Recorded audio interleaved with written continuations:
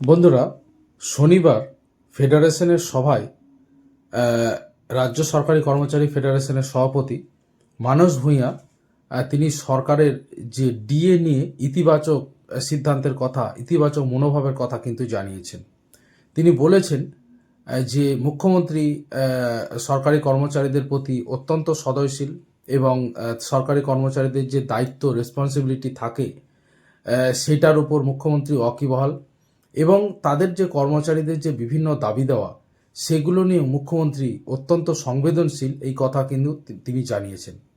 শনিবার এই ফেডারেশনের সভায় ফেডারেশনের আহ্বায়ক প্রতাপ নায়েক উল্লেখ করেছেন একেবারে আইসিটি 6th ফেজ এবং 7th ফেজ অর্থাৎ কম্পিউটার টিচারদের যাদের সমস্যা, আমি এর আগে বেশ কিছু আমার ভিডিওতেও আমি তাদের কথা বলেছি।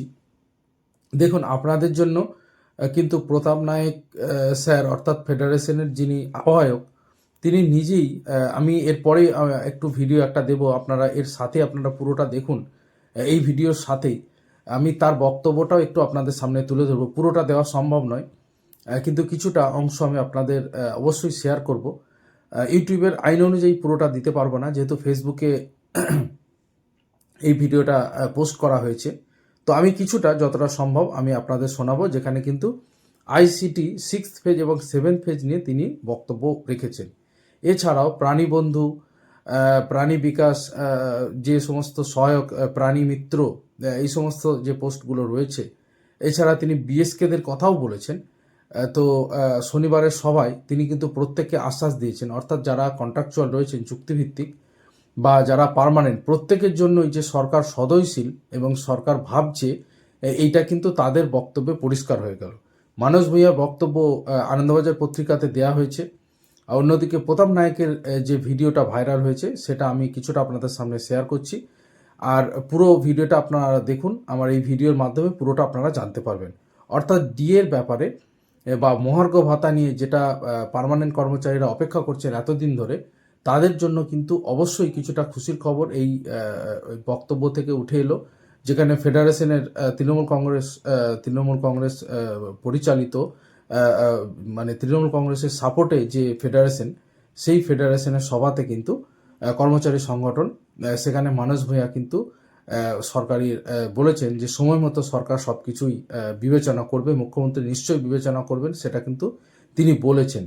এবং এই খবরটা আনন্দবাজার পত্রিকাতেও প্রকাশিত হয়েছে। তো অবশ্যই অত্যন্ত গুরুত্বপূর্ণ এই খবরটা, এবং আমি পুরো ভিডিওটা আপনারা দেখুন। প্রতাপ নায়েক কর্মচারী ফেডারেশনের আহ্বায়কের বক্তব্যটাও শুনুন, এবং আনন্দবাজারে যেটা বেরিয়েছে সেটার ক্লিপিংটাও আমি আপনাদের দিয়ে দিচ্ছি। প্রত্যেকে ভালো থাকবেন। অন্যান্য সমস্ত খবরের আপডেট পেতে এবং সবার আগে অথেন্টিক খবর পেতে আমার চ্যানেলটা অবশ্যই আপনারা সাবস্ক্রাইব করে নিন। প্রত্যেকে ভালো থাকবেন। ধন্যবাদ।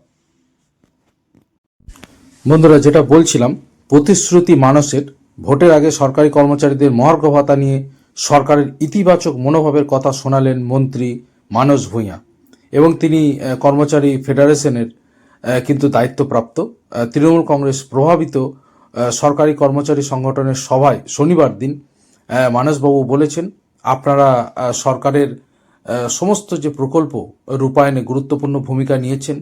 তার কারণ সরকার যে সমস্ত প্রজেক্ট, যে প্রকল্প চালু করে তা কিন্তু সরকারি কর্মচারীদের মাধ্যমেই তা কিন্তু মানুষের কাছে পৌঁছে যায়।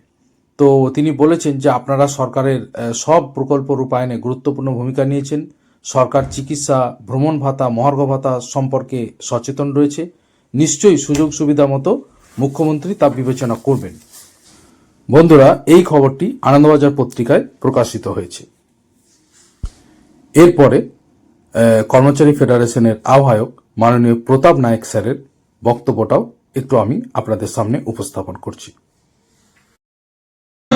আছে এখানে 60-40 রেশিও, আমি জানি বিএলইদের অসুবিধা, কিন্তু তাদের নামের চেঞ্জ আমি রাজ্য স্তরে মিটিং ডেকেছিলাম, তাদের সঙ্গে বসে কথা বলেছি, তাদের নামের চেঞ্জ নিয়ে একটা ফাইল মুভমেন্ট করার জন্য বলেছি, আমরা করব।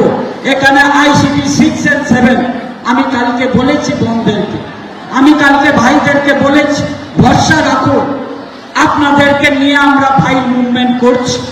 আমরা চেষ্টা করছি সকল স্তরে সকলেই যাতে সুনিশ্চিততা হয়।